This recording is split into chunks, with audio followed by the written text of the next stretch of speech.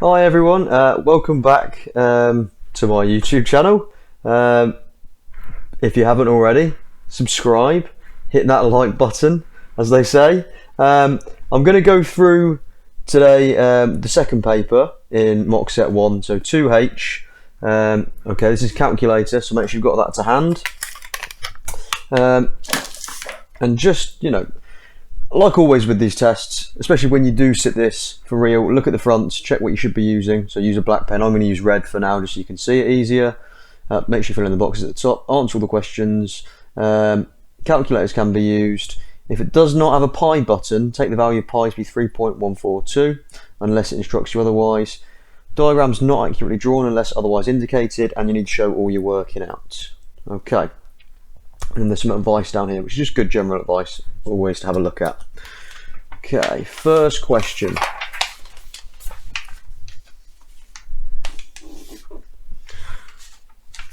Right, so there are 60 students at a college. 20 students study both French and Spanish. 13 students study French but not Spanish. A total of 43 students study Spanish. Complete the Venn diagram with this information.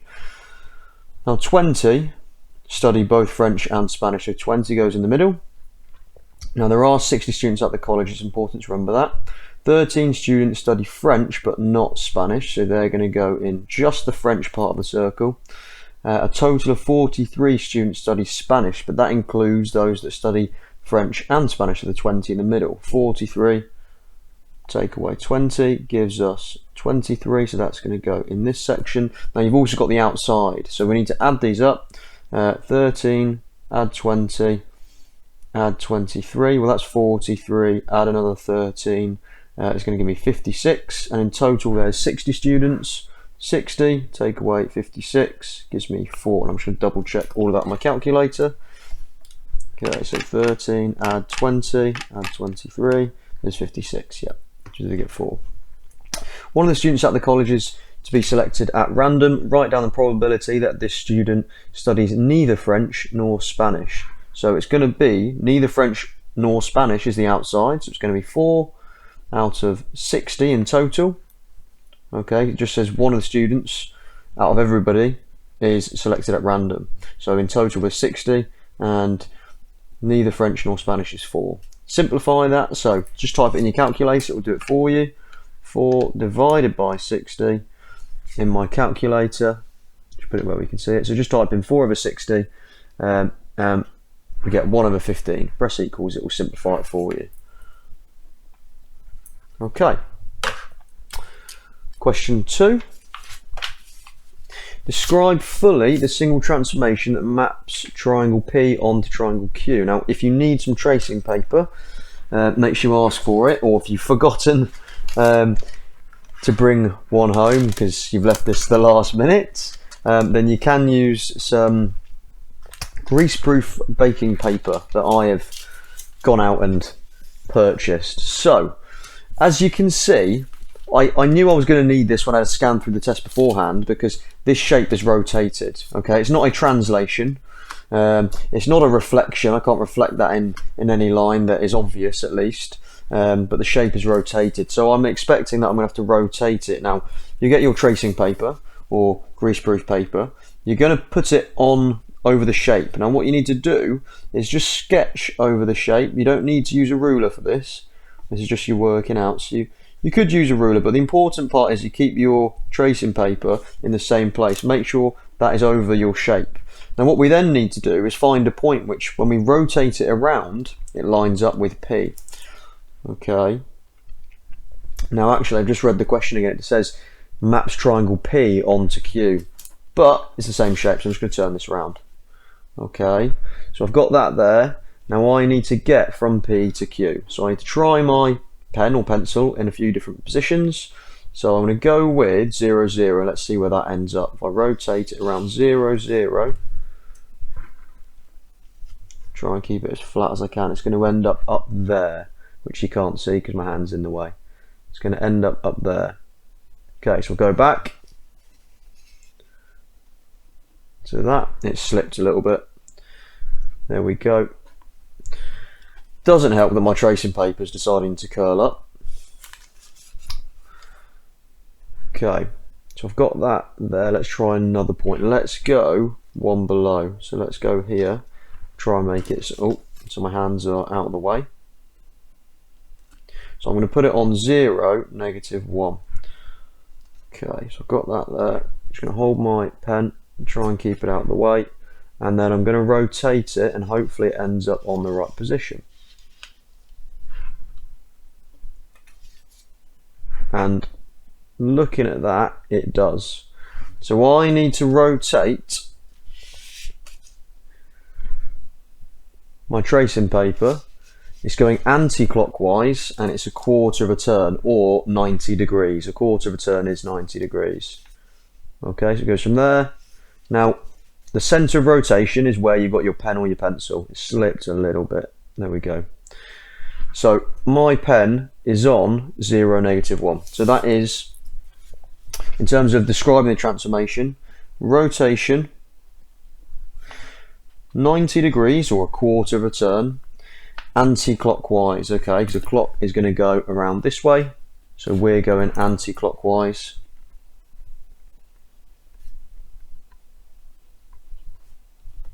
About, now you've got to have where I put my pen or your pencil then, so that was 0, -1. So rotation, you've got to tell me which transformation it is. Then you've got to say what the rotation was, how far it was rotated, which direction, and then what the center of rotation was. Okay? Question 3. Jean records the maximum daily temperature each day for 10 days. She also records the number of children going to a paddling pool for each of these days. Now, before I think too much, well, read too much more into this question, I would expect those things, the maximum daily temperature for 10 days and the number of children going to a paddling pool, to have some correlation.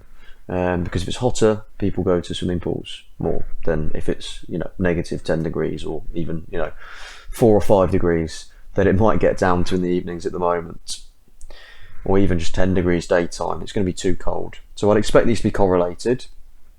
She draws the scatter graph. Maximum daily temperatures down the bottom, number of children on the left hand, well, on the y-axis. Jean's information for one of these days is an outlier on the scatter graph. Okay, clearly this one. Give a possible reason for this. So the maximum daily temperature was higher, but we had fewer people going to the paddling pool, or fewer children going to this paddling pool. So it could be that on that day it was raining. So that's a possible reason. You can think of other possible reasons. What else can we think of? So maybe something like, well, these could all be unlikely, but these could all be like weekends, and that could have been a weekday. That's unlikely though. It's more likely that it was raining or very windy. So the temperature was still hot, but you've got this other adverse weather, which is causing not enough, or not as many, sorry, children to be going to this paddling pool. So it could have been, sorry, not could have been raining on this day. Other answers are okay as long as they're reasonable. What type of correlation does the scatter graph show? Now, if I was to draw a line of best fit, ignoring the outlier, so you want about the same on each side. So if I was to do something like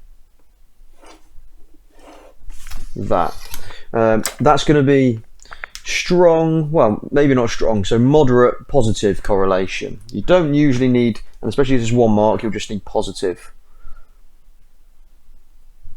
correlation for 1 mark. Turning over, on the 11th day, the maximum daily temperature was 19 degrees. Write down an estimate for the number of children going to the paddling pool on the 11th day. Now what they want to see here is you drawing your line of best fit like I've done, and then they want you to see you going back to it, go to 19 degrees, because that's what it says it was on this 11th day, and you need to go up, draw a line up from 19 degrees up to your line of best fit, and then you need to go along. Now, as long as your line of best fit is reasonable and you have done these lines up and along, I'm getting 17 degrees. They should have to give you the marks, okay? As long as you've done everything to a reasonable level, then they should have to give you the marks, because, like I say, the method is completely right.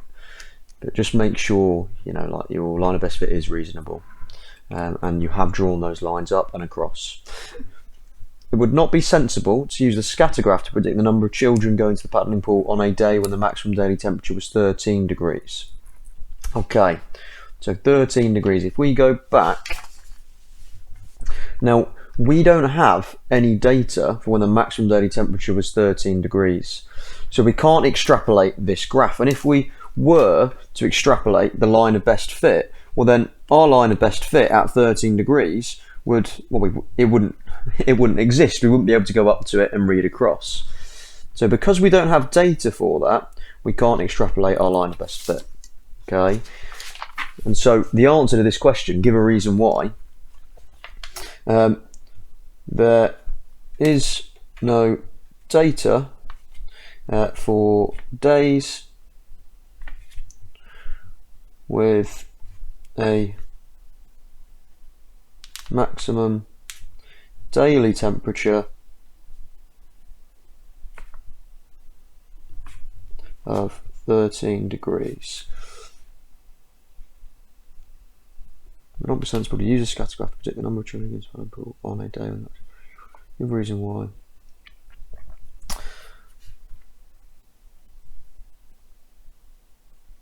We cannot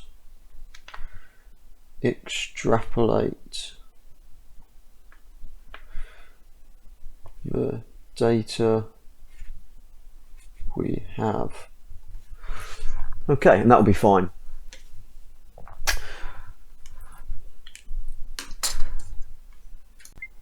Question 4. All the corners of the shape are right angles. The perimeter of the shape is 28 meters. Work out the area of A, B, C, E, shown shaded in the diagram, so the area of this. Now, looking at it, it's a compound shape made up of two rectangles. I'm going to split it up this way, so a rectangle up here and this rectangle. I need to work out this length, and this length, and I'm going to use the perimeter to do that. I'm then going to work out the area of the compound shape and take away this triangle and this triangle. Okay, so let's call, well, this height is 4, add 2 is 6. So this bit, let's call this length x, this x subtract 3. If we add all of these together, so I start at 4, 4 add x, add 6, add 3, add 2, add x subtract 3. Well, that's got to be equal to 28. 4 add 6 is 10, add 3 is 13, add 2 is 15, take 1 by 3 is 12. 12 add 2x is 28. Now, taking away 12 from both sides, I get 2x is equal to 28 take away 12 is going to give me 16. So x divided by 2 on both sides is going to be 8. So then this side is 8 and this side is 5. Okay, now from there I'm going to work out the area of the larger rectangle. So the area of this rectangle, should make a note to myself, that rectangle, which is 4 by 8. 4 times 8 is 32. That's going to be meters squared. And now the smaller rectangle, which is just at the top here, that is 3 by 2. 2 times 3 is 6. 32 add 6 is 38. So we've got 38. That's the area of the whole shape. Now what I need to do, I'll just do it over here. I need to do the area of this triangle, and that's 8 by 4. 4 times 8 equals, we've already done that, 32. 32 divided by 2, half of it is 16, so that's the area of that triangle. The area of this triangle, well, that's going to be, if I sketch it out, it's got a width of 3 and a height of 6, so we need to do 3 times by 6, 18, 18 divided by 2 is 9, so we need to do 38, the whole shape, take away this triangle, which is 16, take away this triangle, which is 9. Okay, use my calculator just to make sure I don't make any calculation errors. We get 13. And now that, remember, our units are meters squared. That's question 4 done. Make sure you're writing out all you're working out as well, because that's 5-mark questions. So if you get the answer wrong, you want to make sure you get as many marks as possible. Question 5 is a simultaneous equations question. Now, if you've got the right calculator, then you can do this on your calculator. However, it's for 3 marks, and so I would use a calculator to check. I would make sure I do it all by hand, so if I do make any mistakes, then I've got all the marks. And if when they're marking it they decide that you can't just, you have to put your working out down, then you need to have it there. Okay, they should be okay with just having the answers, but to avoid any doubt, just go through the process of doing your working out. Okay, so let's label the equations first of all. Equation 1, equation 2, doesn't matter at this point. Now we need to get it so that we've got the same coefficient of our x, or the same number in front of our x, or the same number in front of our y. It doesn't matter if it's positive or negative, that will just change whether we add or subtract the equations. I'm going to multiply equation 2 by 4. That means I'm going to get 4x, so I've got the same in front of both. So 4x, that will give me 5, so times by 4 is 20y, and 13 times by 4 is going to give me, just check, 52. Yeah, 52. Now I'm going to call that equation 3. Now from there, what I can do is I can do equation 1, subtract equation 3. Okay, 4x take away 4x is 0, so that's going to cancel out. 1y take away negative 20y, so 1 subtract negative 20. That's going to give me 21y. We've then got to do 10 take away 52. So I'm going to get some negatives here, but that's okay. So that gives me negative 42. Now divide by 21 on both sides, and we get y is equal to, on your calculator, negative 42 divided by 21, negative 2. Okay, so that's one of our answers. From there, all we need to do is we need to substitute y as negative 2 in one of these equations, 1, 2 or 3, it doesn't matter. Now 1 is probably the best option because everything's positive, so I'm just going to write down here substitute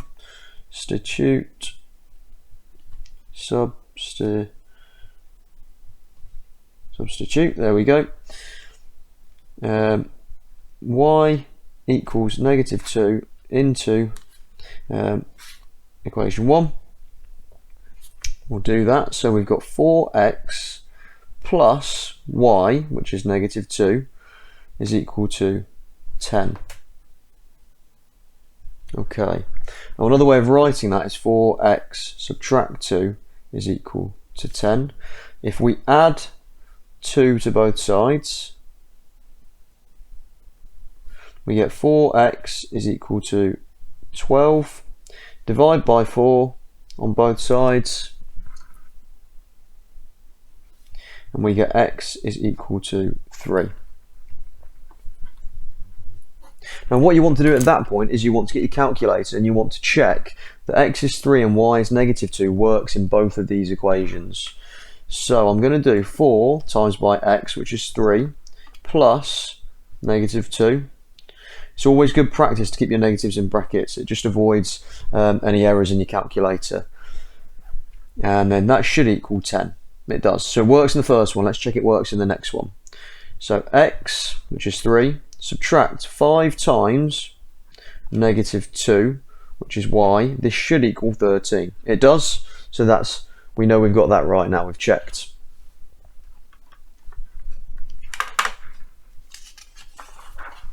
Turning over, question 6. Complete the table of values for y equals 3 over x. So this is just a case of substitution into your calculator. So, fraction button, 3 on the top, down, and then x is 0.5, type that in, equals, and we get 6. Now we need to do this box, so we're going to change x to 3 on the bottom.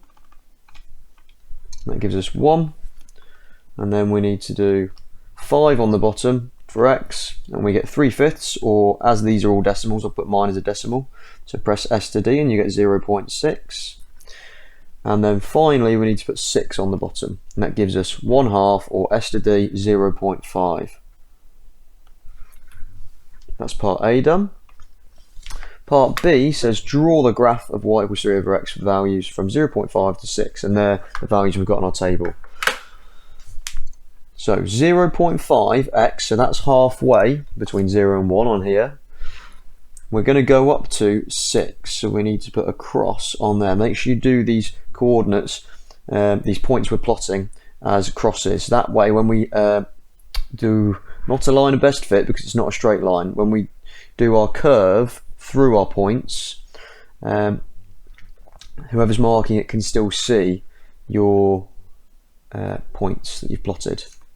So now we need to do 1, 3. So 1 on the x, up to 3 on the y, 2 and then up to 1.5, 3 and up to 1, 4 and up to 0.75. So that's going to be halfway between 0.5 and 1.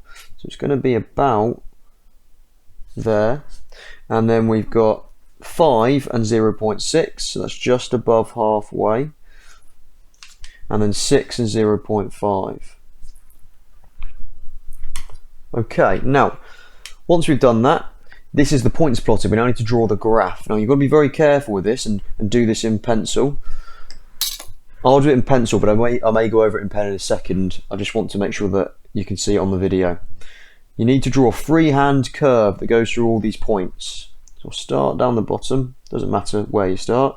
Make sure you do it in pencil so you can rub it out if you need to.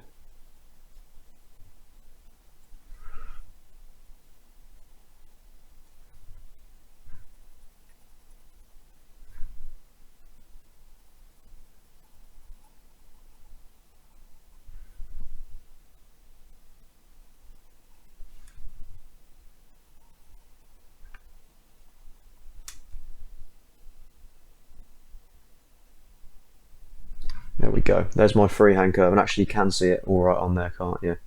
So there's my freehand, should be a smooth curve going through all your points. It's question 6 time, I presume? Yep. Question 7, currency conversion. Gina finds out the price for CD box set in 3 different countries. The price is £98 in the UK, $134.99 in the USA, and €139.99 in Germany. The exchange rates are £1 is $1.43, €1 is 73 pence. Gina wants to pay the cheapest price for the box set. From which country should Gina buy the box set? So what we need to do here is we need to convert everything basically into the same currency. Now, just looking at it, is there one which we can easily go to in both? I don't think so. I mean, we've got euros going to pounds, pounds goes to dollars. So if we change everything into pounds, that will probably be the easiest, because pounds is the common currency in both of these, rather than having to change one currency twice. If we change dollars and euros into pounds. So what we need to do with the dollars, $134.99, we need to see how many $1.43 will fit into that. However many $1.43 fit into this will be how many pounds it is. So divide by 1.43. This will convert it to pounds. 134.99 divided by 0.43 on your calculator. Press equals, and we're going to get 94.40. We're going to round that up. 94, because remember, money only has 2 decimal places. 0.40. That's going to be pounds, and that's USA. Germany, so 139.99. We need to change this into pounds. So 1 euro is 0.73 pence. So each of these euros to make up 139.99 is going to be 73 cents. So we actually need to times this by 0.73. 139.99 times 0.73 is going to give us 102.1927. So again, to 2 decimal places, 0.19 pounds, and that is Germany.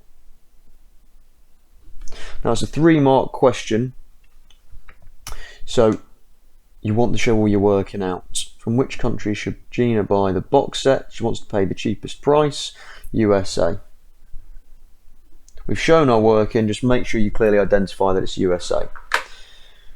Okay, now Gina lives in the UK. Why might your answer to A not be the best country for Gina to buy the box set from? And before actually thinking about this question, part B gives away that the UK is probably not the best place to buy it from. Because if she lived in the UK, this question is I think getting at, well, it is getting at the fact that she may have to travel to these other countries to purchase this. Okay, so why might the answer to A not be the best country for Gina to buy the box set from? Well, flights to the USA are going to be a lot more than a flight to Germany. However, the price in Germany is more expensive than in the UK anyway. So Gina may have to travel to the country or pay import duty, which is basically when you buy things from certain countries, if it's over a certain weight, so like a CD box, then you can potentially have to pay import duty on that. So that's an extra cost you have to pay. Okay. Question 8. Find the ratio A, B, C. Give your answer in standard form. Sorry, not standard form, in its simplest form. A, B, C. Now, what I like to do with these questions is write A, B to C like this. A to B is 8 to 5. B to C is 3 to 4. Now, at the moment, we've got different numbers of parts for B. We need to make it so we've got the same number of parts for B. So what I'm going to do is I'm going to times this one by 3. 8 times 3 is 24, and then 5 times 3 is going to give me 15, and then to also get 15 parts for B for the second ratio I need to times by 5. So I'm going to times that by 5 and I get 15 to 4 times 5 is 20. Now I can put it all together because they've got the same number of parts, so my answer is going to be 24 to 15 to 20, and just make sure you can't simplify it at that point.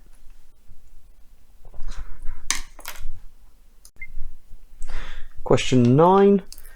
Right, 3.6 times 10 to the power of 4 is an ordinary number. Now remember, you've got your calculator, so you want to just pick up your calculator, type in 3.6 times 10 to the power of 4. Now I prefer doing it this way, actually writing out times 10 and putting my power there, instead of using the standard form button at the bottom, because if you use that, then what ends up happening is it makes it a little times 10, and to do your power you actually just have to write your number like that.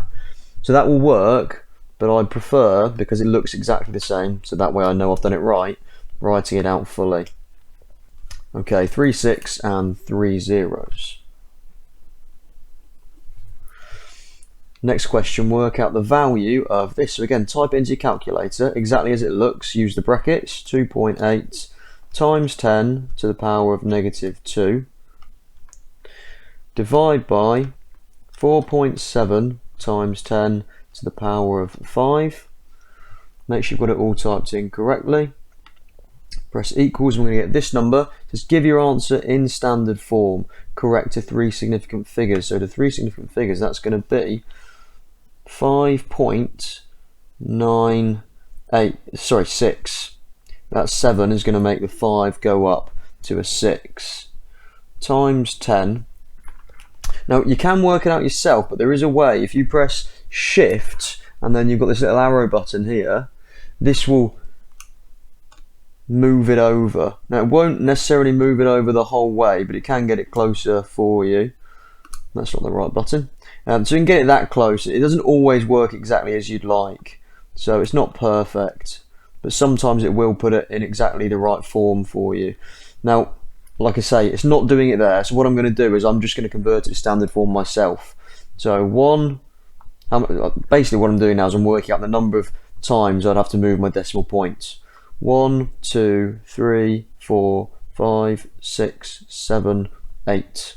Now coincidentally, with the small numbers, so less than 1, this works out as the same as the number of zeros. 1, 2, 3, 4, 5, 6, 7, 8. Again, because it's a small number, we need to divide by 10, not times by 10, so that needs to be a negative power, negative 8.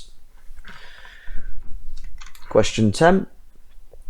The table shows pairs of values of x and y. Tick the correct statement. Now, if y is proportional to x, that means y is equal to k times x, so some number times x. If y is proportional to x squared, then that means y is equal to something times x squared. And if y is proportional to x cubed, then that means y is equal to k times x cubed. Okay, so we've got these 3 different scenarios. So first thing I want to look at is, can I times 5 and 6 by the same number to get 400 and 576? So I'll just divide 400 by 5 and I get 80. Okay, if I do the same with 576, divide that by 6, I don't get 80. So it's not the same number, so that means they're not multiplied by the same thing, so y is not proportional to x. Now, if we do 400 divided by x squared, so 5 squared, I get 16. If we do the same process, so 576 divided by x squared, so 6 squared, we get 16. As that's the same number, that means y is proportional, because that's y is proportional to x squared. Okay, so we tick that one. And I'll just write down my working out. So 400 divided by 5 squared equals 16. 576 divided by 6 squared equals 16. That's how I know. Write a formula for y in terms of x. So now what we need to do is y is equal to k times by x squared, because we know y is proportional to x squared. And I know what k is. K is going to be 16. So y is equal to 16 x squared. That means whatever x is, square it, times it by 16, and you get y. Question 11. The bottom of a ladder is on horizontal ground. The top of the ladder is leaning against a vertical wall. The bottom of the ladder is d meters from the wall. The top of the ladder is h meters above the ground. The angle between the ladder and the ground is x degrees. Okay, so we've got a lot of variables in this. Some safety instructions say it is safe to climb the ladder when h is equal to 4d. Right, so let's just write underneath here for a moment, 4d. Work out the value of x when h is equal to 4d. Now, this is looking like a trigonometry question. I've got an angle and I've got 2 sides. Right. Now, this would be my opposite side because it's opposite my angle, and this would be my adjacent side. So I've got opposite and adjacent in terms of d in this scenario. So, using SOHCAHTOA,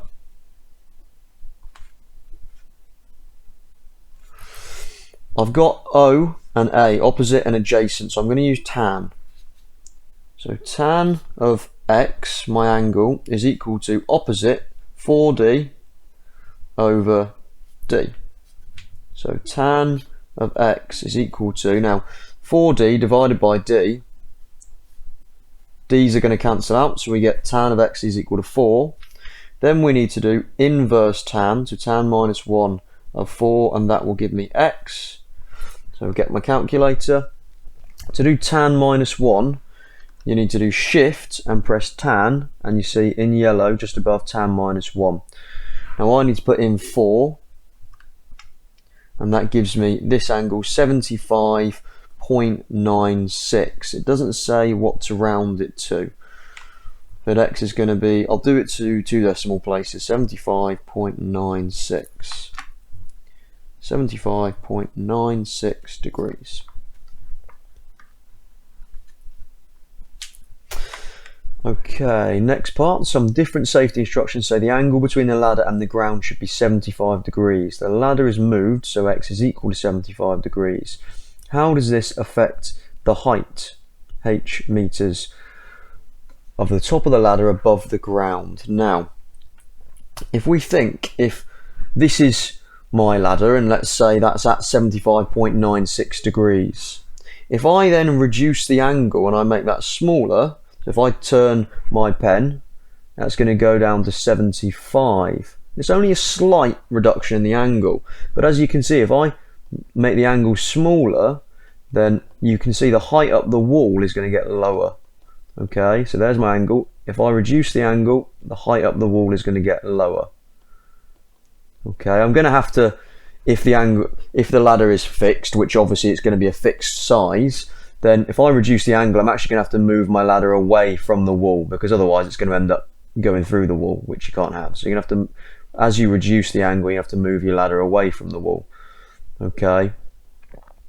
So if I show you that, that's my angle, move it away. Okay, if I reduce the angle, it's going to end up, might be better doing this with a ruler.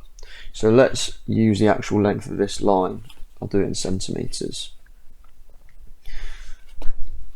I would do it in centimetres, but this ruler's been snapped in half, so or broken in half rather. So it's going to here about nearly 1.5 inches. If I was to reduce the angle now, okay, you can see it's going to go through the wall, but I need to just move it along. You can see it ends up lower down. Okay, so that's all there is to it. It's only a 1 mark question, so you're not expecting to do lots of working out. This will reduce the height of the top of the ladder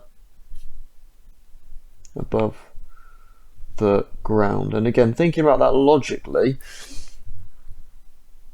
these safety instructions say that angle is better, the height is going to be lower, which means it would be safer. Next question. Question 12. Here are the first 4 terms of a quadratic sequence. Now, it's a quadratic sequence, so we know it's got to have a second difference. 3 to 8 is +5, and then we've got +7, and then +9. Now, our second difference here is 2, +2. Now, when you've got a second difference, you need to half it, so we get 1, and that is the coefficient of n squared. Now, n squared is just going to square each of our term numbers. So for instance, this is our first term, second term, third term, fourth term. 1 squared is 1 times 1 is 1. 2 squared is 4 times 1 is 4. 3 squared is 9 times 1, 9. 4 squared is 16 times by 1 is 16. Now if we subtract this, so I'll just write here, subtract the n squared part. This should leave us with a linear sequence, so a sequence with a common difference, the same difference. 3 take away 1 is 2. 8 take away 4 is 4. 15 take away 9 is 6. 24 take away 16 is 8.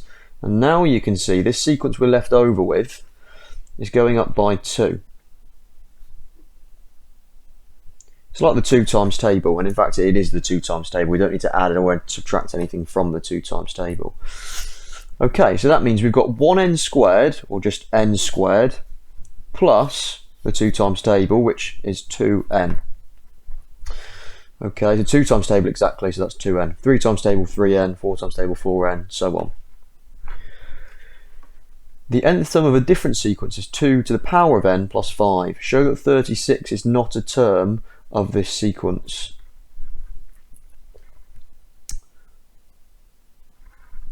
Okay, now this is only a 1 mark question, so we shouldn't have to do much for this.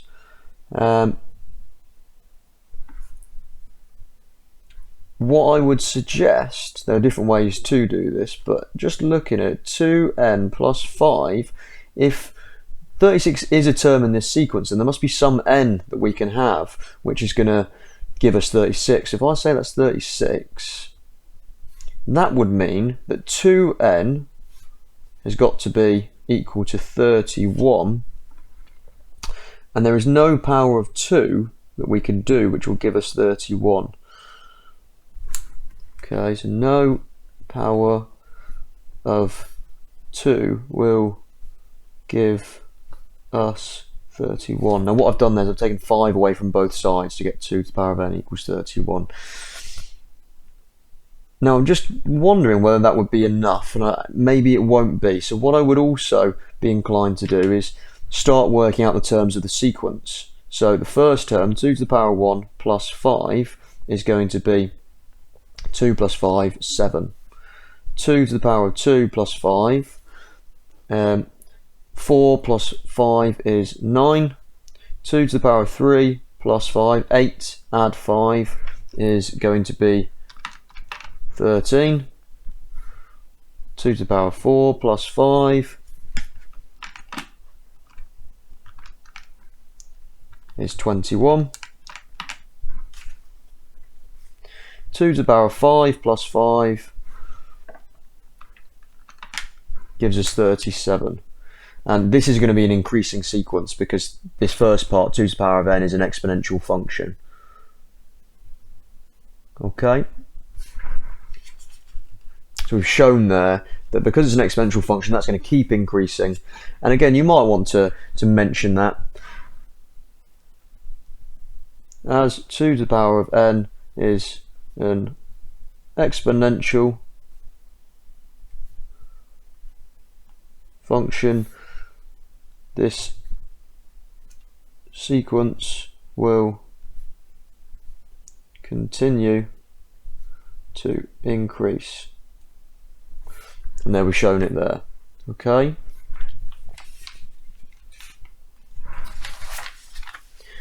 Question 13. Now I haven't read this question yet, but I've just noticed it says work out an estimate, which means we're going to need to round all of our numbers to one significant figure. Alex wants to find out how many ducks there are in a park. One day he puts a tag on each of 30 of the ducks. The next day he catches 40 ducks. 8 of these ducks have tags on them. Okay, now we don't need to round for this estimate question. This is an estimate question because we're basing our, well, we're making an assumption about based on how many ducks we've caught, how many ducks we caught with tags on, how many ducks would we expect there to be in total in the park. All right, so we're estimating because we don't know exactly. We're using a sample, really. So he puts a tag on.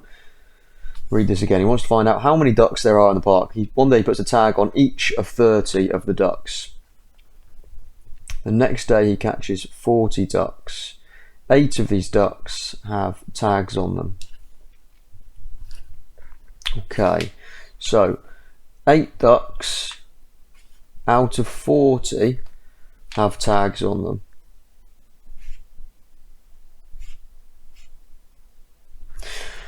Now, what we want to do is, if we're working out an estimate, we want to think, well, how much, or rather, how many ducks would we have to catch to get the 30? Okay, the 30 with these tags on them. Now, once we've got all those 30 with tags on them, then we would assume that we've caught all the ducks in the park. So I need to get from 8 to 30.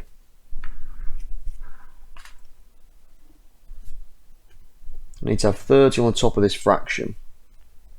And then I'm going to work out what's going to go on the bottom, and that's going to be how many ducks approximately there are in total. So in order to get from 30 to 8, I need to work out what I need to multiply by. And to do that, divide, and I get 3.75. Okay, so we're going to multiply by 3.75 top and bottom. 40 times 3.75 gives me 150. So if I was to continue, or Alex was to continue catching ducks, to get all 30 ducks with tags on, he would approximately, based on this sample he's got, have to catch 150 ducks in total to get the 30 with tags on them. So work out an estimate for the number of ducks in the park, 150.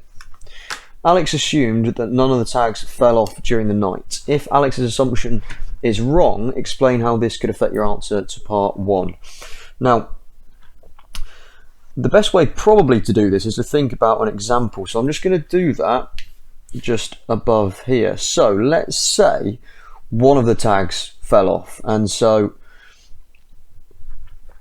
he caught 8, but actually he only needed to get to 29 tags. Okay, so he's caught 8 with tags on out of the 40, and he needed to get to, I'll go left to right here, 29. Okay, now that multiplier is going to be slightly different. 29 divided by 8 is going to be this fraction, or 3.625. So if we do 40 times our answer, 3.625, then we get 145, which is lower than 150. So if Alex's assumption is wrong, then there could be fewer ducks. Could be fewer ducks in the park than our estimates.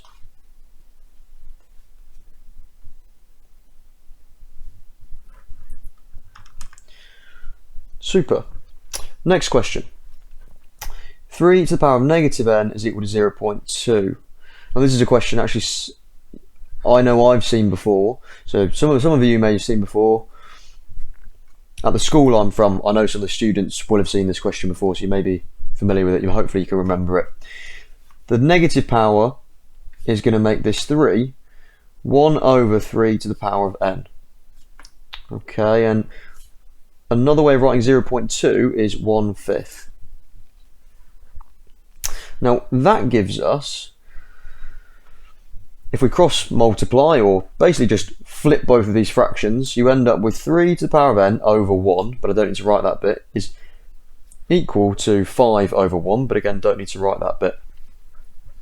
Now this line here, 3 to the power of 4 to the power of n, well what I can do is, with my index laws, multiply these to get, 3 to the power of 4n, which again, putting the brackets back in, I can get as 3 to the power of n, brackets to the power of 4.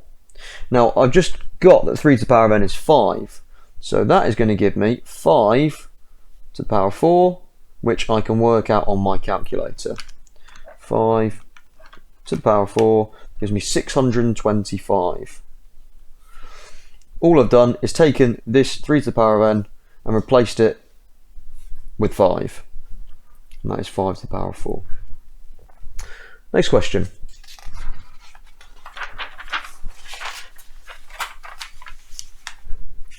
AB is a chord of a circle centre 0, origin, that stands for. The radius of the circle is 30 centimetres. Angle AOB is 80 degrees, AOB. Work out the percentage of the area of the circle is shaded. Work out what percentage of the area of the circle is shaded. So first thing I need to do actually is work out the area of the circle. So that's going to be pi times 30 squared. So when you calculate pi times 30 squared, gives me 900 pi. I'm just going to leave that in terms of pi for the moment. I'm just going to write a note here. Area of circle, 900 pi. That'll be a mark for that, most likely. Now we need to work out this shaded area. Now I need to work out part of this circle. Now the fraction I need to work out of the circle is 80 out of 360 times by the full area, which is 900 pi. So I'm going to take this 900 pi and I'm going to times it by 80 over 360. That gives me 200 pi. And that is the area of the sector. Now from there, what we need to do is we need to, from this area of the sector, take away the area of this triangle. Now I also know, because this is also a radius, that that's 30 centimeters. So area of the triangle, we are going to do a half AB sine C. So a half AB being your sides either side of your angle. So a half times 30 times 30 times sine of our angle 80. Okay, that's another way of doing the area of the triangle and the easiest way for this. So on our calculators, a half times 30 times 30 times by sine of my angle, which is 80, and we get this number, 443.163. 2 decimal places. Now I've rounded that. I want to keep this number on the calculator so I don't get a rounding error. Now the area of this is going to be the area of the sector, this sector, subtract the area of the triangle. So I just need to type in on my calculator 200 pi, subtract the answer. Don't type this in because that's been rounded, so you'll get an error. You won't get an error, excuse me. You'll get the wrong answer and you'll lose marks. So that gives us this answer. So 200 pi subtract 443.16 dot dot dot is equal to 185.16 to 2 decimal places, and that's the area of shaded part. And then to do that as a percentage, we need to write this as a fraction of my 900 pi.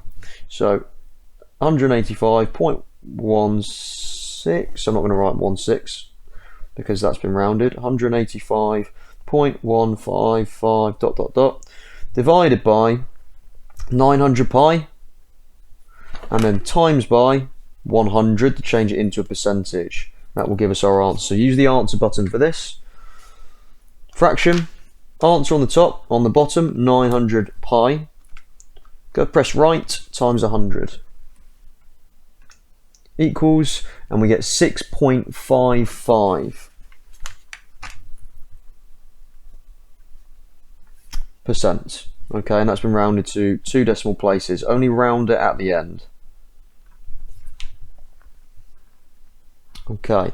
What I do suggest is laying it out as neatly as you can. So the steps that I've done here, and you could highlight all the bits you've done, just so whoever's marking it can see nice and clearly. Question 16. For her maths homework, Helen answered the following question. Shade the region that is defined by all these inequalities. Here is Helen's answer. Helen made some mistakes when she answered the question. Write down 2 mistakes that Helen made. Okay, now looking at this, we've got y is greater than or equal to 0. So that is going to need to be the line y is equal to 0. So that goes through your y-axis at 0. So that is going to go this way. It cuts through your y-axis at 0. So it's going to go along here. Now if y is greater than or equal to 0, you're looking for the bit above. So that's fine so far. The next part is x plus y is less than or equal to 6. So I'm just going to do a quick table for this. X, y, 0, 1, 2, 3.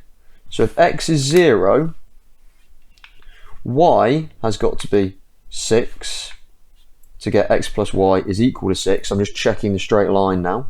1, y has got to be 5. 4, there and 3 there. Now those are the coordinates on the line, so if I was to plot those, I'll be able to draw this straight line through them. Because it's less than or equal to, it's going to be a solid line. So I'm just going to check that. Now 0, 6. Right, now that isn't where it should be lower. So this line is plotted incorrectly. What you'll find they've actually plotted, Helen, is x plus y is less than or equal to 7.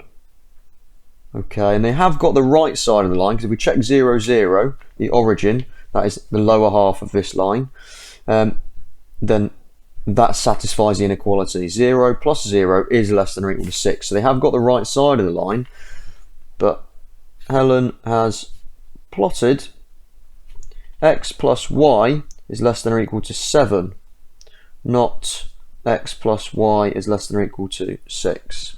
Okay, that's our first error that Helen has made.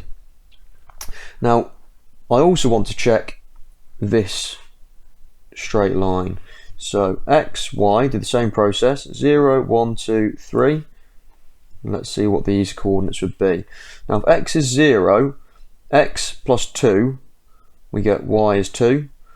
1 plus 2 is 3, 2 plus 2 is 4, 3 plus 2 is 5. So check these coordinates. I want 0 and 2 for this line. Yep, 0 and 2. 1 and 3, that's on that line. 2 and 4, yep, and 3 and 5, yep. So this line is plotted correctly. I suspect that what's happened is Helen has highlighted the wrong section, so she's gone above that line. Let's check. So if 0, 0, the origin, satisfies this inequality, then that is in the right section, in which case we're looking below this line. Right, so let's substitute it in. Y is 0 is less than or equal to 0 plus 2, and that will give us 0 is less than or equal to 2, which is right. 0 is less than or equal to 2, which means 0, 0 is in the section that we want. So we want below this line here, and Helen has gone above the line. So Helen has, how should we word this? She has plotted y is greater than or equal to x plus 2 rather than y is less than or equal to x plus 2. In other words, she's gone above that line rather than below. Question 17.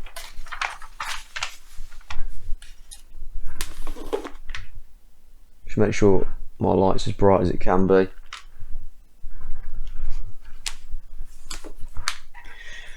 Here is a speed time graph showing the speed in meters per second of an object t seconds after it started to move. Okay.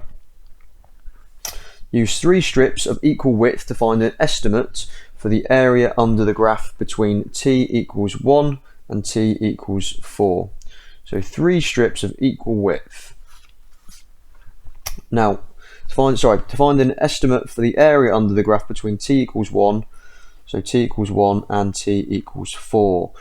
Now, that's a difference of 3. We need to have 3 strips. So if we go with each strip being a width of 1, that will work out. So we're going from here, we're going to draw a straight line up from 1. And then we're going to draw a straight line up from 2. Straight line up from 3. Straight line up from 4.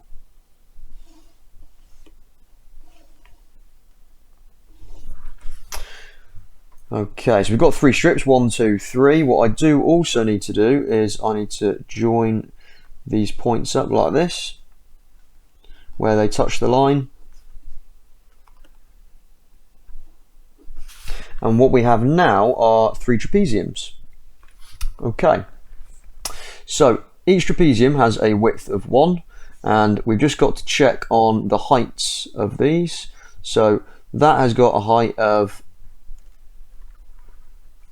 3 points. Let me just check this one. It's hard to see with these lines sometimes. 1, 2, 3, 5, and then it's up 2 more. Remember, each of these little squares are going to be, well, not remember, be careful, each of these little squares are going to be 0.2, 3.2, 3.4. So that's got a height of 3.4. This next point has got a height which looks to be 6.2. And then this one has got a height which looks to be 8.4. And this one has a height which looks to be just about 9.6. Okay, I'm just going to check this one.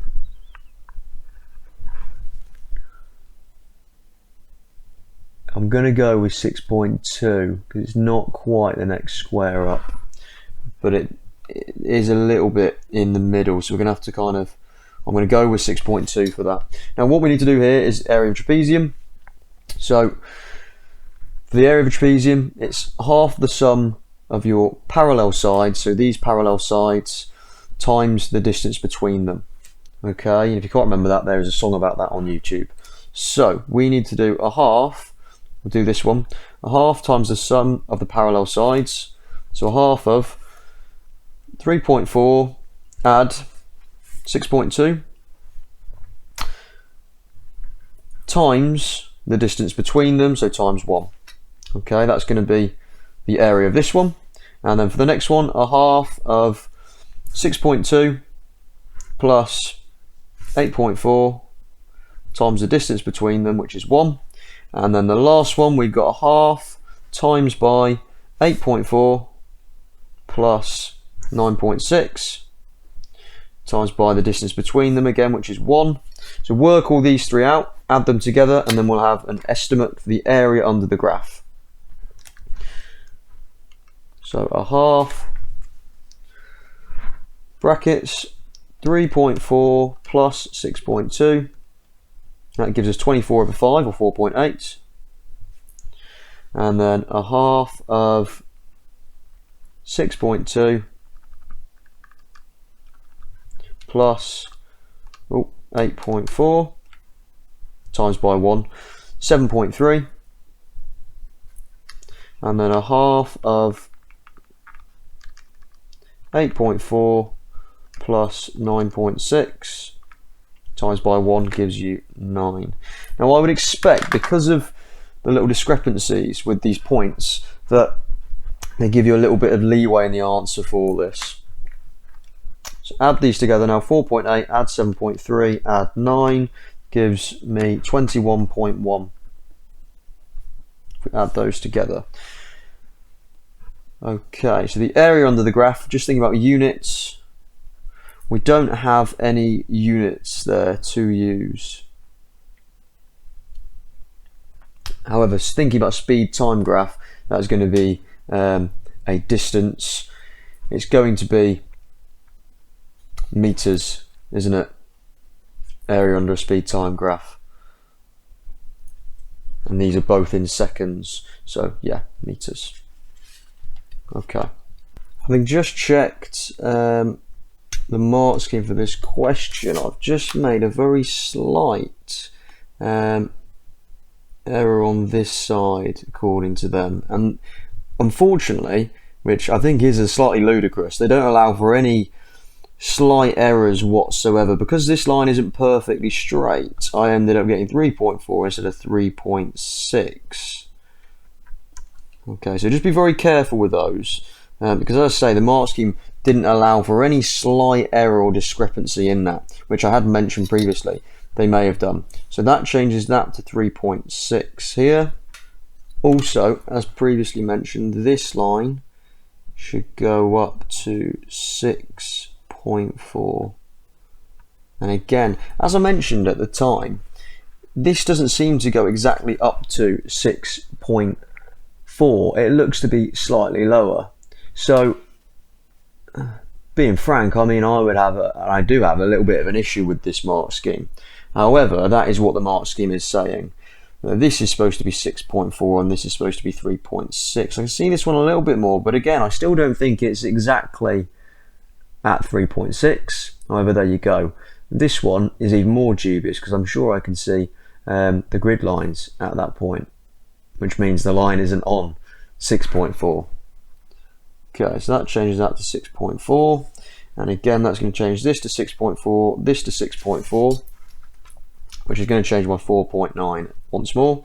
So a half times by 3.6 plus 6.4 is 5, and then we've got a half times 6.4 plus 8.4 is 7.4.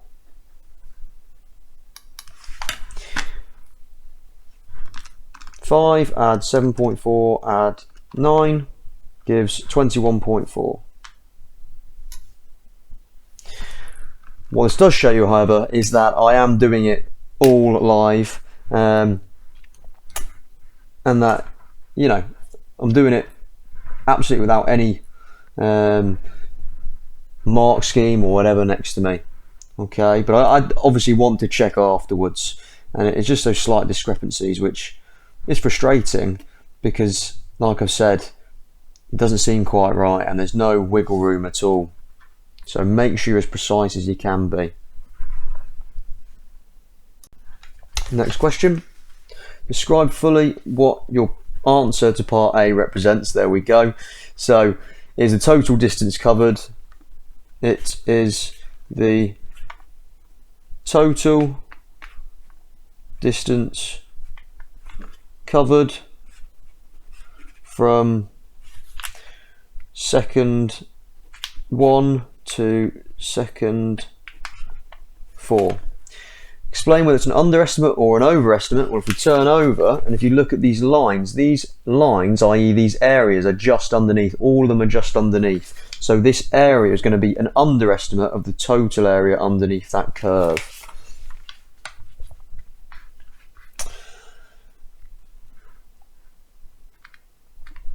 The area calculated is an underestimate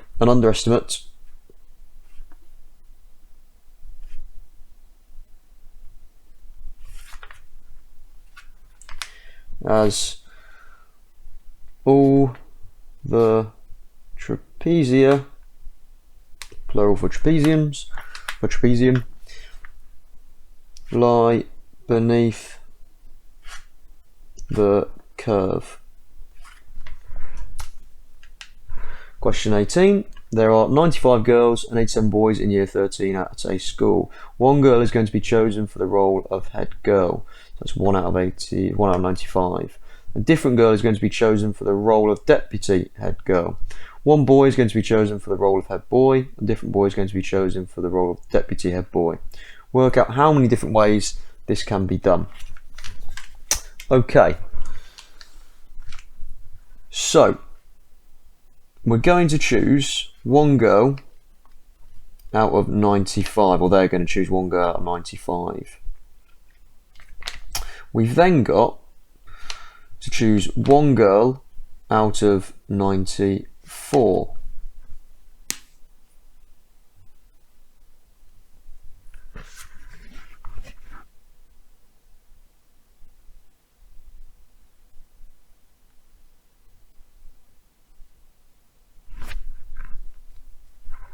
Okay.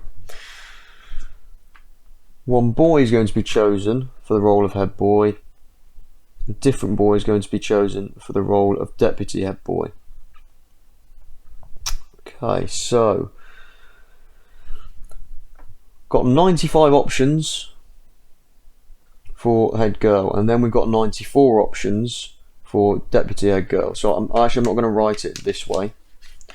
So we've got 95 options for head girl, and we've got 94 options for deputy head girl.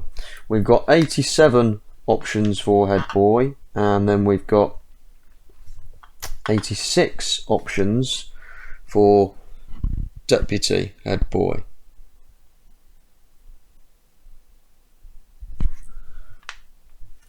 Multiply those together. Now the next part after that is what do we need to do when we've calculated these? Do we add them together? So, work out how many different ways this can be done. So I'm choosing, just trying to go through this in my head to make sure that I've got it correct. 95 options, then we've got 94 options. For a boy, we've got 87 options and then 86 options. Now, these two things are mutually exclusive because when we're choosing one of the girls, we're only choosing from the girls, and when we're choosing from the boys, we're only choosing from the boys. So, I'm going to work these out first of all. My calculator, 95 times 94, 8,930 different options to choose there. 87 times 86 is 7482.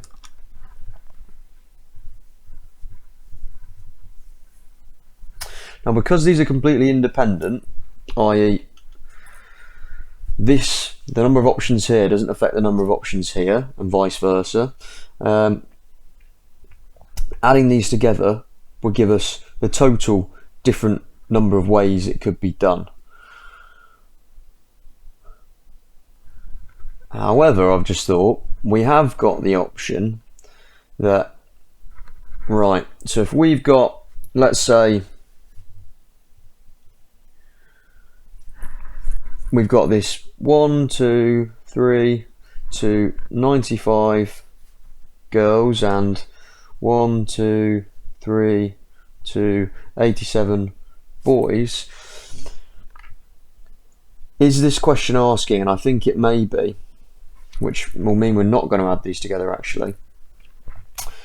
If I choose, let's say, girl number 3 and girl number 2, so head girl and deputy head girl, then if I choose boy number 1 and boy number 4, is this question, which I think it is, asking about all the different options here?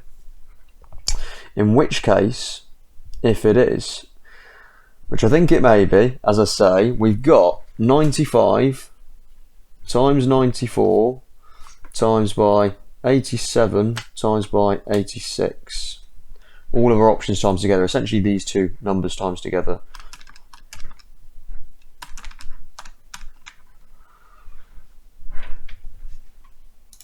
And then we get 66814260. So 66 million options.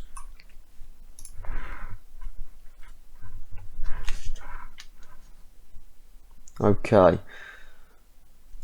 The other possibility is that we add these together, in which case we get 8930 add 7482, which is 16,412.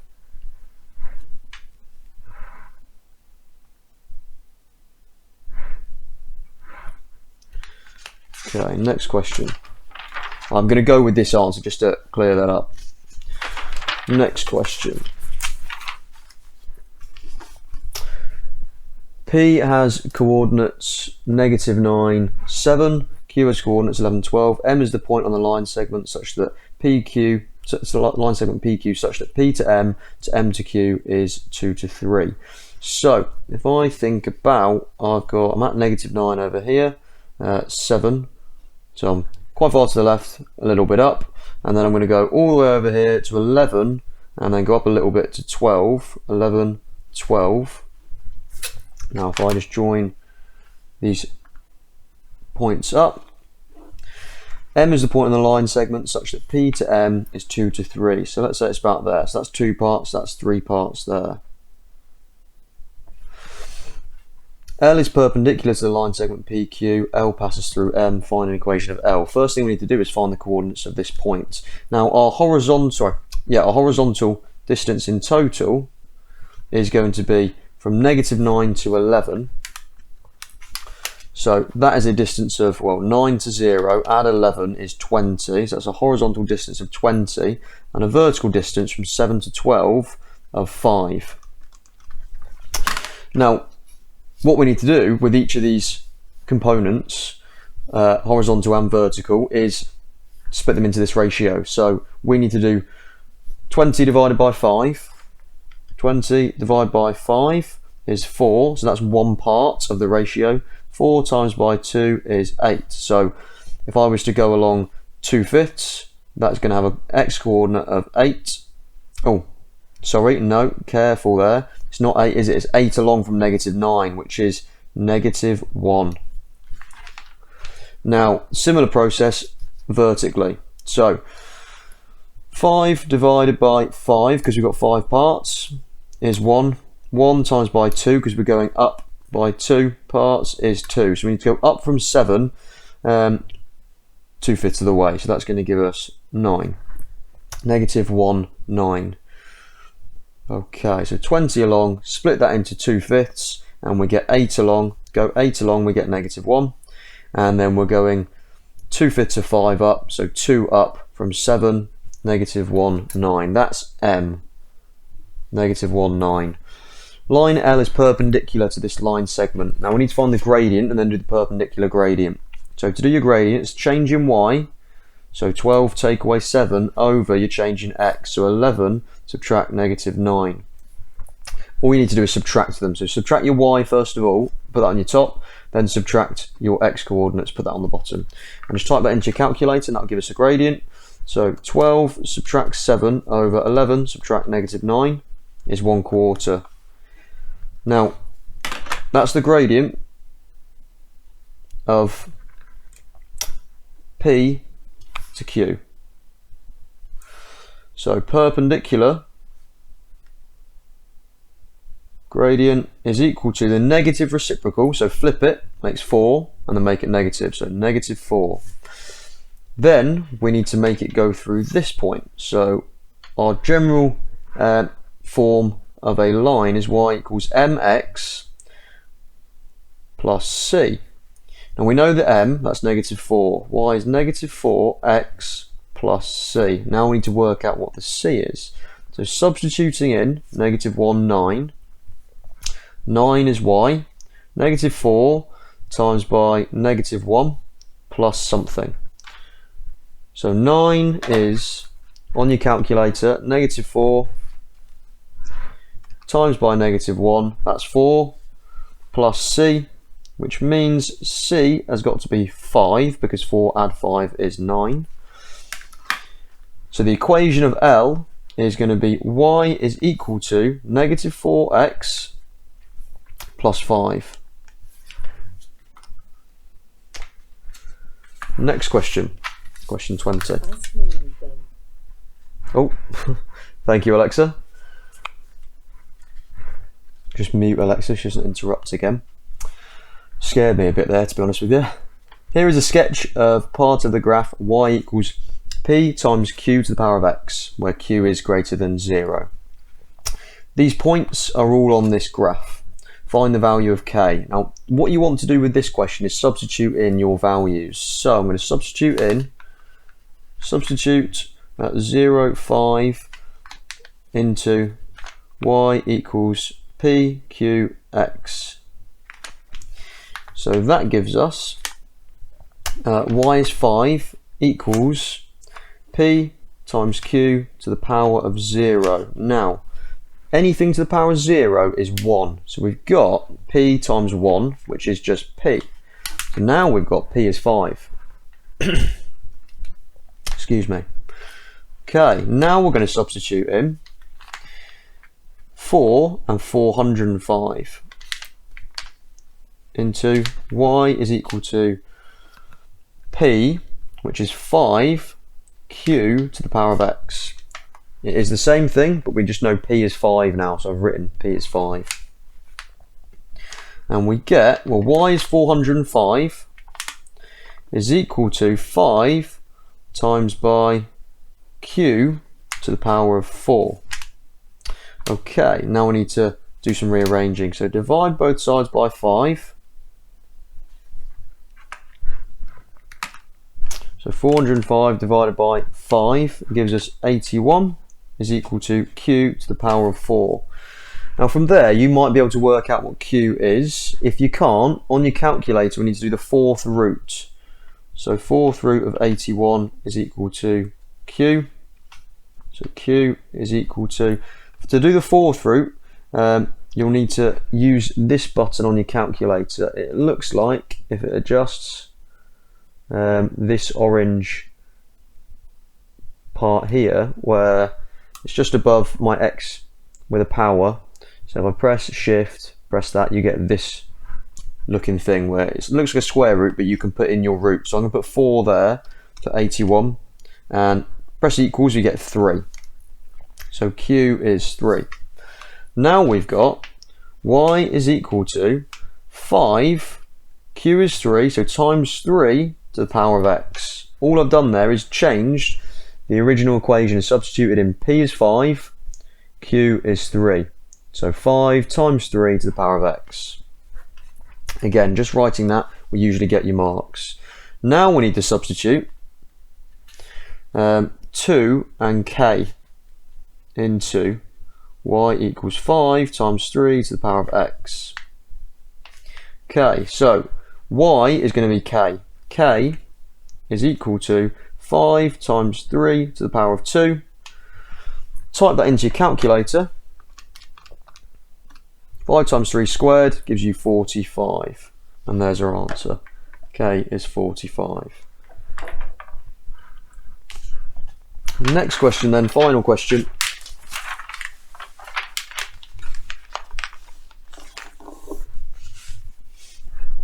OAB is a triangle. A is the midpoint of OZ. So those are equal. I'm going to put 2 lines through them. So O to A is the same as A to Z. OAB is a triangle. Said that bit already. A is the midpoint, yep, of O to Z. Y is the midpoint of A to B. Okay, so they're the same as well. Put 3 lines through them. X is a point on OB. Now O to A, so that direction, is the vector A. O to X, so that direction is 2B. X to B is just B. Prove that XYZ is a straight line. So we're trying to prove that if I was to go through X, Y and Z, I'll do it a dashed line. So if I was to do this, that's a straight line. Now really what we need to prove is that X to Z and either X to Y or Y to Z are a multiple of each other. Okay, so I can do a multiple of X to Y and I will get X to Z. Okay, so first thing I need to work out is what is X to Z. So X to Z, well that's going to be, I need to go backwards up here, so that's going to be minus 2B, because I'm going backwards, it's negative.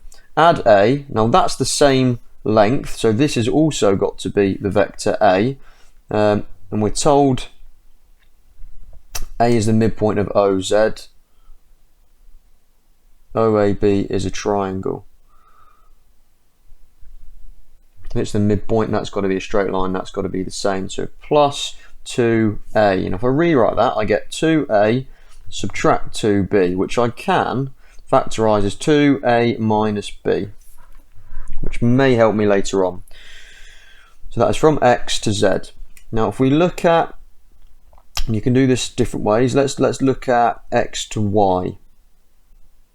Okay, now I need to work out how to get from X to Y. If I go this way and get from X to B, how can I get from X to Y, this part here, A to B? Now it's going to be from B to A, so B to Y is going to be half of B to A because it's the midpoint. Okay, now B to A is going to be minus 3B plus A, or A minus 3B. Now B to Y is half of that. So B to Y is then going to be half of a minus 3b. That's b to y. Okay, so then x to y is going to be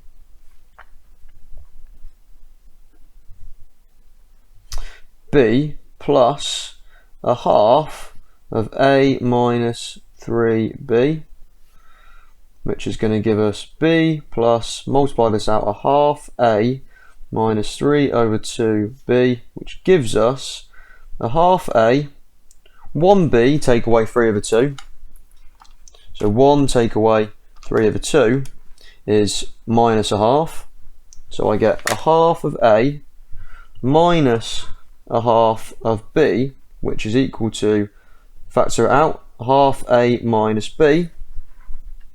I'm going to go back up here to do my working out, so I've run out of room. So half of a minus b, well, if I multiply that by 4, I get x to z. So therefore, because it's a multiple, it's going in the same direction, it's just 4 times as much, so it's got to be on a straight line. So what I'm going to do is I'm going to write 4 times xy is equal to 2a minus b, which is equal to x to z. And then I need to write a statement. So since x to z is a multiple of x to y, x, y, z must be a straight line. And we're done. Okay, I hope you found that helpful, and I'm starting off doing this for my year 11 class, so hopefully you watch this, you get to the end of it and you found it helpful. And of course, if anybody else watches it, thank you for watching it. If you can, like I said at the start, like the video, that'd be nice. If you like it, obviously, don't have to like it, but it'd be good to get some likes on some videos. And if you're in my class, it would be a good idea to subscribe. But also, if you like what I'm doing and you think it's useful, do subscribe, because I'm going to keep doing these every other week. Every 2 weeks will be a new test to go through. Okay, thank you, bye bye.